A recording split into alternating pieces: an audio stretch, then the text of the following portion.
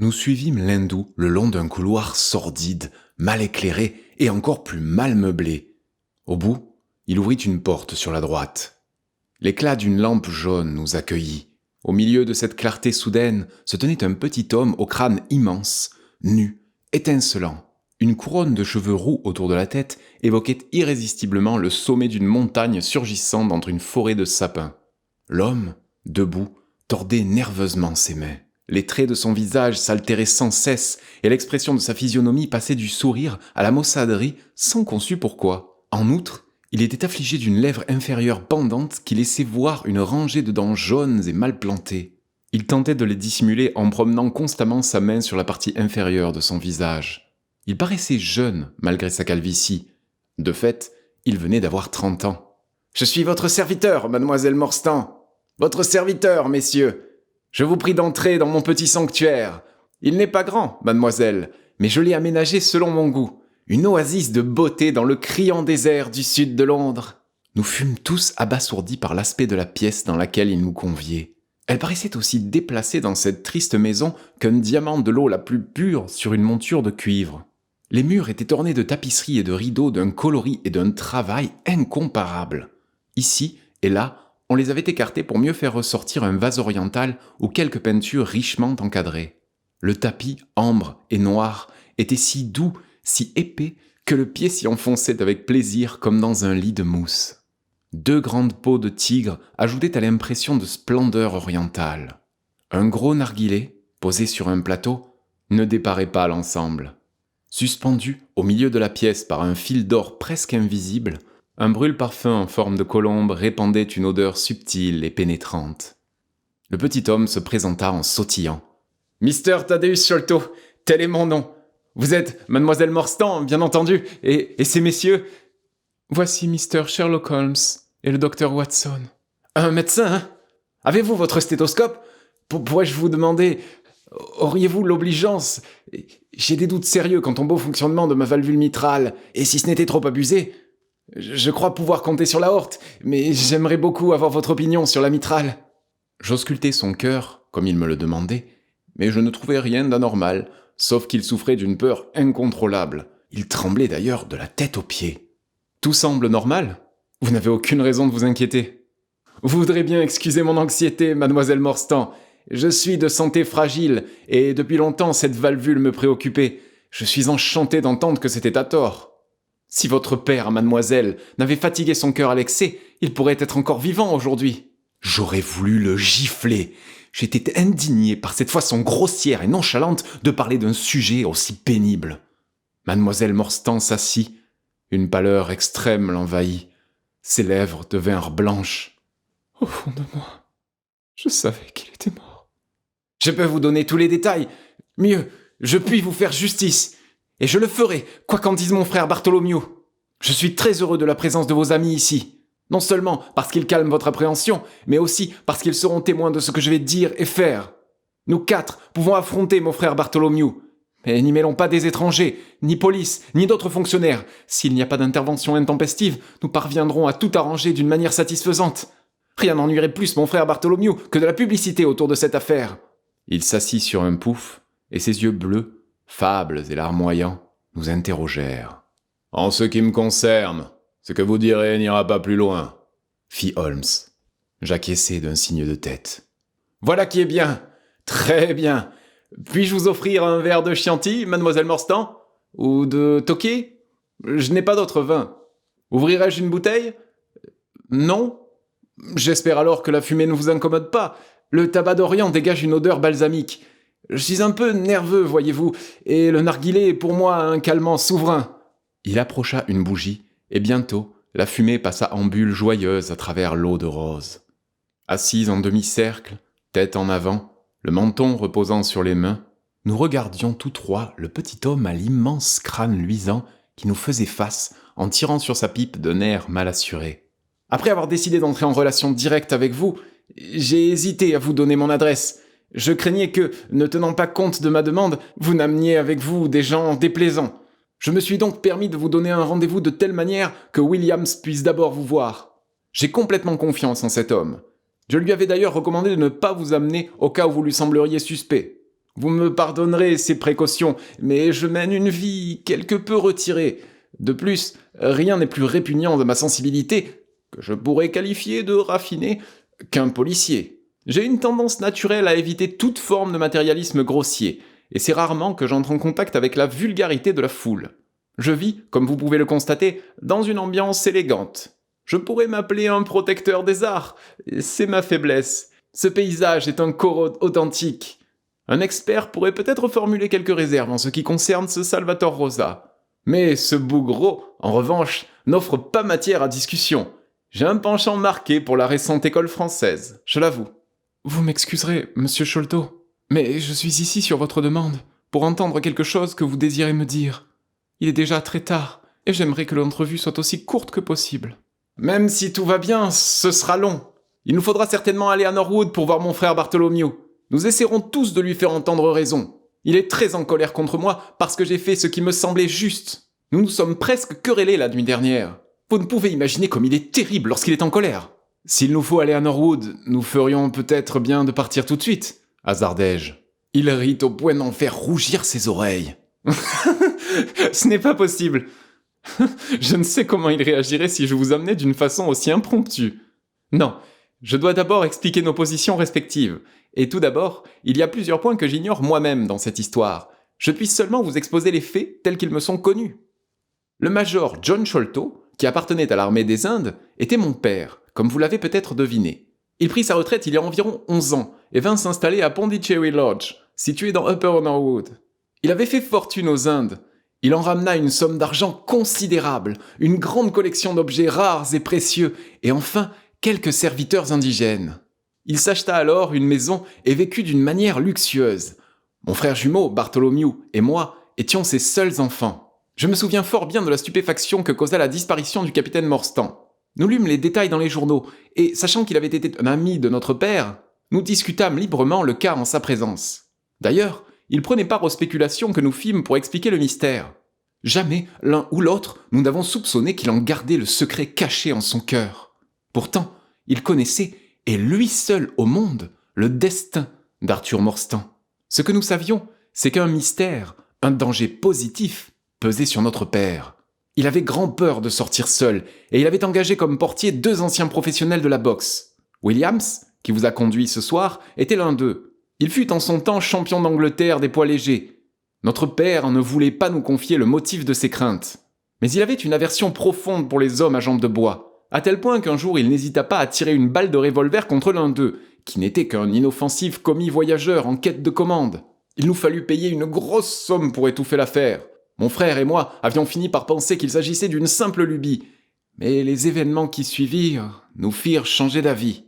Au début de 1882, mon père reçut une lettre en provenance des Indes. Il faillit s'évanouir devant son petit déjeuner en la lisant, et de ce jour, il dépérit. Nous n'avons jamais découvert le contenu de cette lettre, mais je pus voir, au moment où il en prenait connaissance, qu'elle ne comportait que quelques phrases griffonnées. Depuis des années, mon père souffrait d'une dilatation du foie. Son état empira rapidement.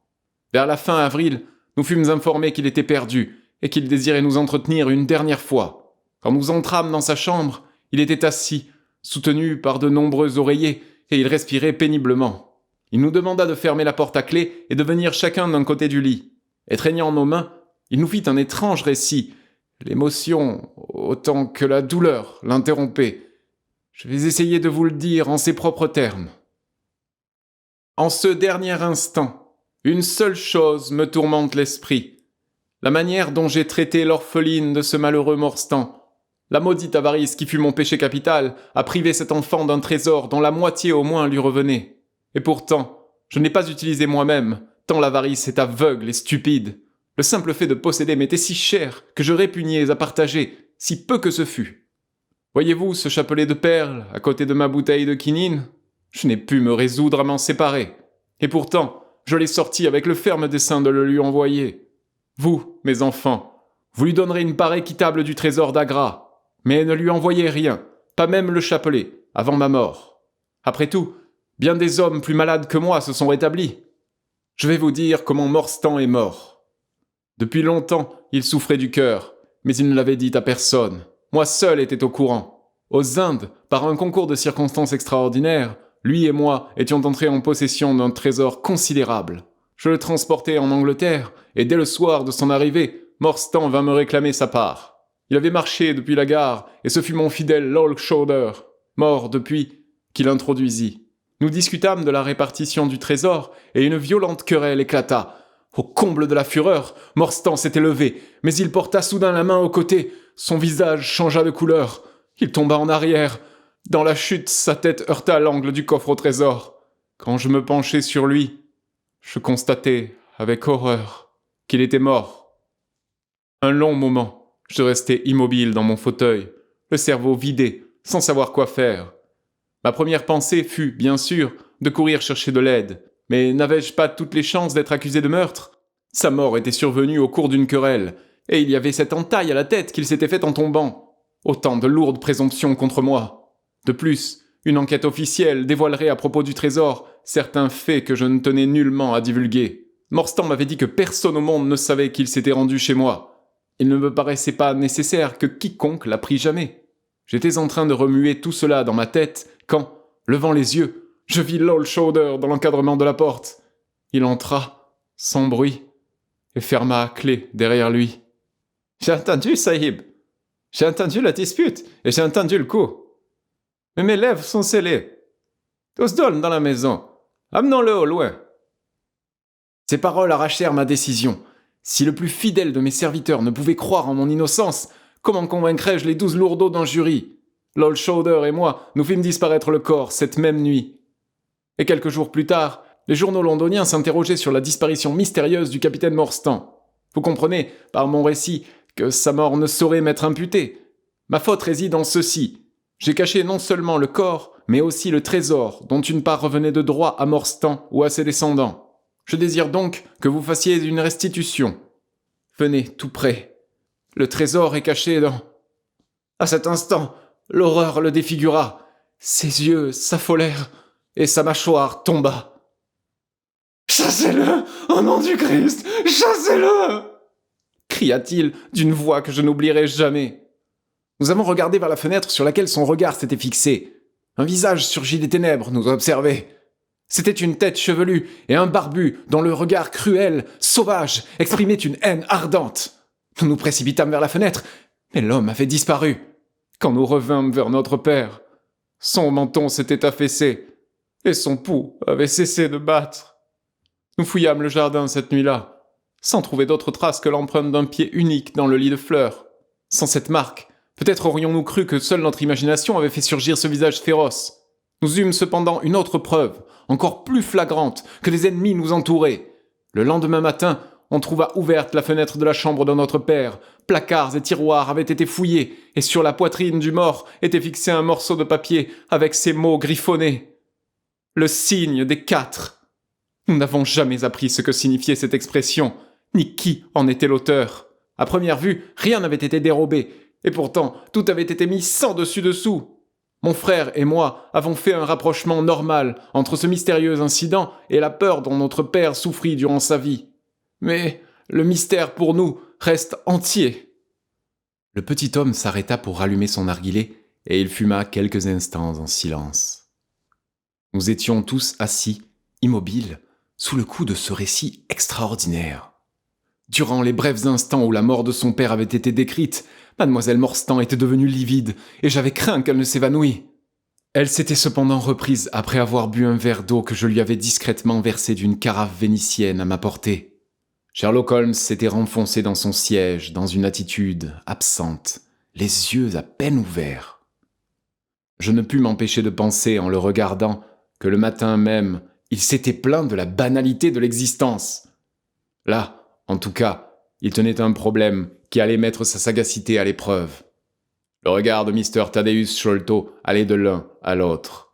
Manifestement fier de l'effet produit par son histoire, il en reprit le fil, s'interrompant parfois pour tirer une bouffée. Mon frère et moi étions fort intéressés, comme vous pouvez l'imaginer, par ce trésor dont notre père avait parlé. Pendant des semaines et des mois, nous avons fouillé et retourné chaque parcelle du terrain sans pour autant trouver la cachette. La pensée que le secret était sur ses lèvres quand il mourut nous rendit fous de dépit. Nous pouvions préjuger de la splendeur de ce trésor d'après le chapelet de perles qui en faisait partie.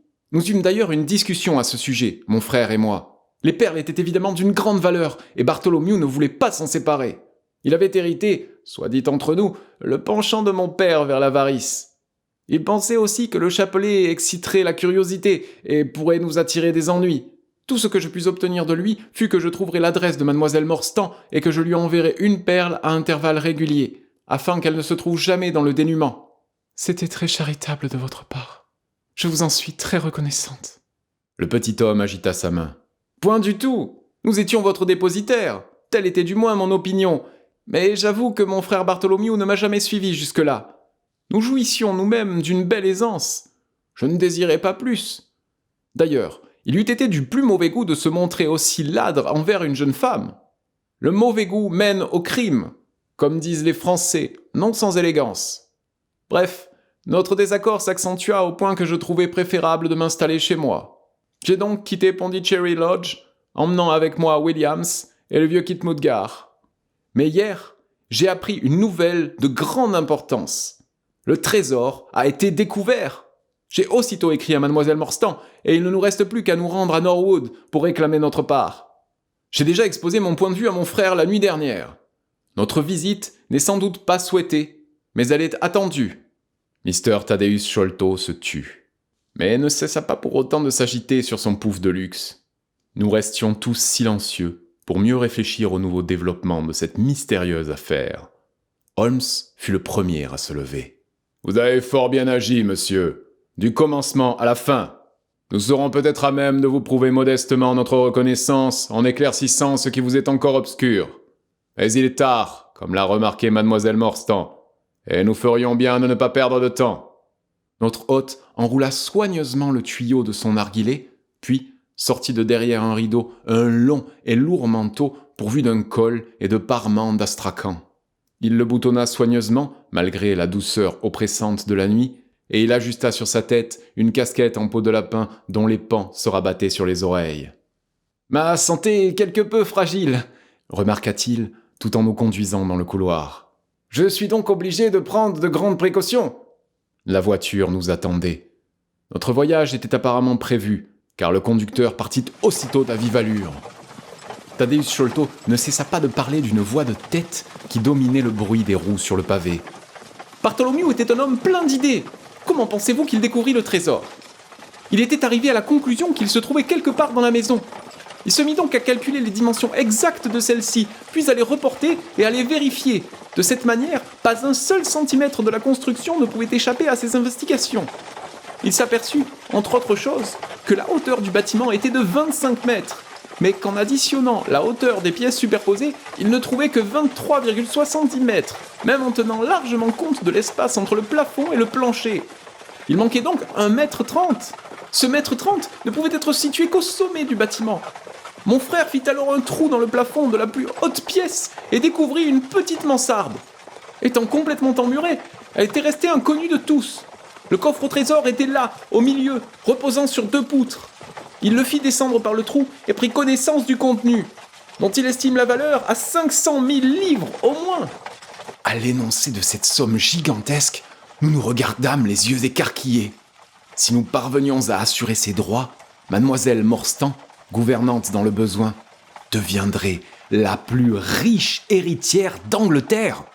Un ami loyal ne pouvait évidemment que se réjouir d'une telle nouvelle. Cependant, je dois avouer, pour ma honte, que mon égoïsme fut le plus fort et que mon cœur devint de plomb. Je balbutiai quelques mots de félicitations, puis, affaissé sur mon siège, la tête baissée, je m'abîmais dans ma déception, sans écouter le bavardage de Thaddeus Sholto. Je l'entendais vaguement qui dévidait un chapelet interminable de symptômes et qui implorait des renseignements sur la composition et l'action thérapeutique d'innombrables remèdes de charlatans. Il en avait dans la poche quelques spécimens soigneusement rangés dans un étui en cuir. J'espère qu'il ne se souvient d'aucune des réponses que je lui ai faites cette nuit-là. Holmes assure qu'il m'a entendu le mettre en garde contre le danger de prendre plus de 2 gouttes d'huile de ricin. J'aurais même, par contre, recommandé la strychnine en dose massive comme sédatif. Quoi qu'il en eût été, je fus certainement soulagé quand la voiture s'arrêta après une dernière secousse. Le cocher sauta de son siège pour nous ouvrir la porte. « Voici Pondichéry Lodge, mademoiselle Morstan !»